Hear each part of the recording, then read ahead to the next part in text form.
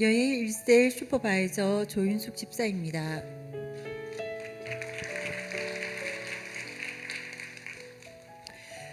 코로나로 대면 예배가 어렵게 되고 한동안 비대면으로 예배를 드리면서 처음엔 비대면 예배 자체가 너무 안타깝고 하루빨리 교회로 나가 예배 드릴 수 있기를 기도했습니다.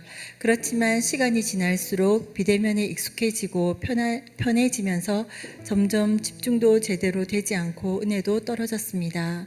기도 생활이 제대로 안 되다 보니 영적으로 다운되기 시작했고 대면 예배가 재개되었지만 흐트러진 생활들이 좀처럼 회복되지 않았습니다.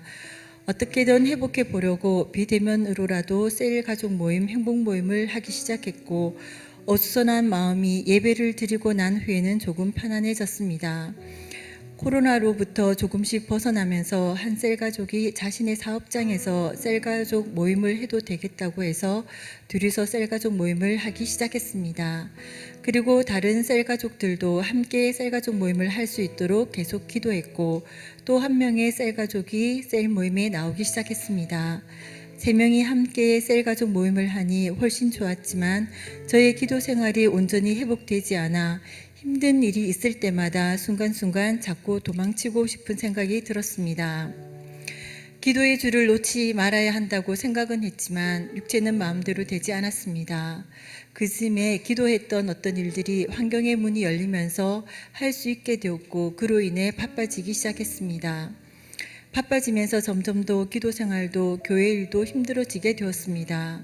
피곤하고 시간이 없고 체력이 떨어져서 힘들다는 핑계로 합리화했지만 시간이 지날수록 이게 아닌데라는 생각이 들며 마음이 무거워져 갔습니다. 체력이 안 된다는 이유로 한 번, 두 번씩 빠지던 새벽 기도는 어떤 때는 목요새만 겨우 갈 때도 있었습니다. 바쁜 와중에도 셀가족 모임만은 꼭 하면서 더 이상 영적인 상황이 바닥으로 떨어지지 않기 위해 애썼습니다. 그런데 기도 생활이 잘 안 되다 보니 점점 셀 예배를 인도하는 것도 자신이 없어지고 이런 상태로 어떻게 사역을 하나 하는 생각이 들었습니다. 하나님 나라의 일이 우선이 되어야 한다는 마음이 계속 들면서 분주하고 바쁜 일들을 정리할 수 있게 또 기도가 회복될 수 있게 해달라고 계속 기도를 했습니다. 이후 하나님이 주신 기회라고 생각하고 바쁘게 했던 일들이지만 하나님 나라의 일을 우선으로 했을 때 더 좋은 일들이 생기게 해주실 거란 생각이 들어 작년 말에 하던 바쁜 일들을 정리했습니다. 영적으로 회복되고 사역할 수 있는 힘을 달라고 기도했고 새 가족을 붙여달라고 일꾼을 붙여달라고도 계속 기도했습니다. 신실하신 하나님께서는 올봄 마음밭이 좋은 새 가족을 붙여주셨고 새 가족을 섬기면서 기쁨이 생겼습니다. 새 가족이 잘 정착해 가는 중에 정말 하나님이 예비하신 일꾼 같은 새 가족이 또 한 명 붙여졌고 저는 기도 응답이라고 하면서 기쁨으로 섬겼습니다. 새 가족들이 셀 모임에 참석하면서 셀 분위기가 달라졌고 나눔도 풍성해졌습니다. 양육을 사모하던 새 가족은 신청 기간이 안 되어 여름 풍성한 아카데미를 먼저 하게 되었고 셀 모임에서 얘기하다 몇 명이 같이 수업을 듣기로 했습니다. 저도 한동안 못 들었던 아카데미 수업을 들으니 너무 좋았습니다. 또 전가족 여름 수련회에도 휴가가 안 돼 못 갈 거라고 신청을 미루고 있다가 하루라도 참석해서 은혜를 받아야겠다는 마음이 들어 우리 가족들과 또 새 가족 한 명도 같이 가게 되었습니다. 엄청 더운 날씨였지만 오랜만에 간 수련회에서 많은 은혜를 받고 조금씩 저의 영은 회복되어 갔습니다. 수년간 매일 새벽 기도를 해왔지만 한번 무너지니 회복이 쉽지 않았습니다. 계속해서 새벽 기도가 온전히 회복되게 해달라고 기도했고 혼자 잘 안 되니 동력자를 붙여달라고 기도했는데 셀가족 한 명이 미안하지만 새벽 기도를 가고 싶은데 좀 태워줄 수 있냐고 했습니다.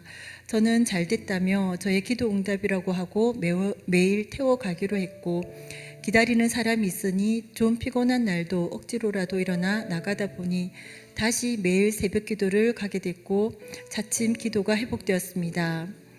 체력이 안 돼서 피곤하다고 했던 말들이 기도가 회복되니 거짓말처럼 오히려 피곤이 사라지고 몸과 마음이 가벼워졌습니다.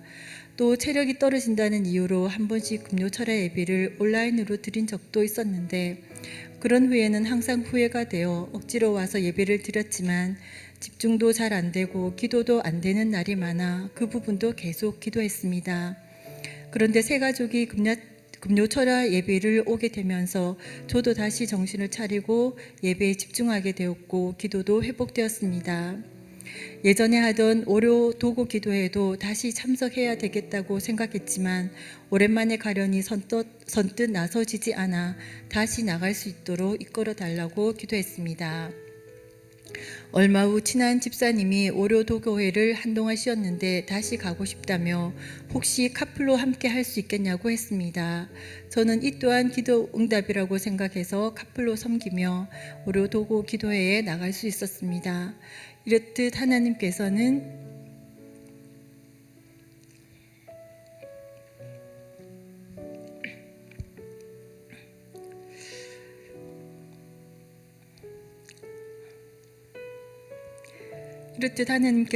하나씩 저를 다시 회복시켜 주셨습니다. 집이 멀어 교회를 간간히 나오다 장결 가족이 된 셀 가족이 교회 근처로 이사 올 수 있도록 해달라고 몇 년을 기도했었는데 얼마 전 초읍으로 이사를 오게 되었습니다. 여러 가지 사정으로 예배에 잘 나오지 못했던 셀 가족도 다시 예배가 회복되어 어렵게 양육반을 끝내고 제자학교 양육을 받게 되었습니다. 새 가족 2명도 나란히 양육반을 받으면서 은혜 받고 영적으로 잘 성장하고 있습니다. 얼마 전에는 또 다른 마음밭이 좋은 새 가족이 붙여졌습니다. 좋으신 하나님께서는 영적인 힘을 잃어가던 저에게 셀 사역을 통해 기쁨과 은혜를 주시고 다시 제가 바로 설 수 있도록 힘을 주셨습니다. 기도의 자리를 지키게 하시고 기도를 회복시켜 주시고 영육이 회복되게 해 주셨습니다. 좋은 기회를 잃는 것이 아닐까 하는 조금의 걱정을 하며 정리했던 일들은 하나님께서 다른 방법으로 더 좋은 기회들을 만들어 주셨습니다.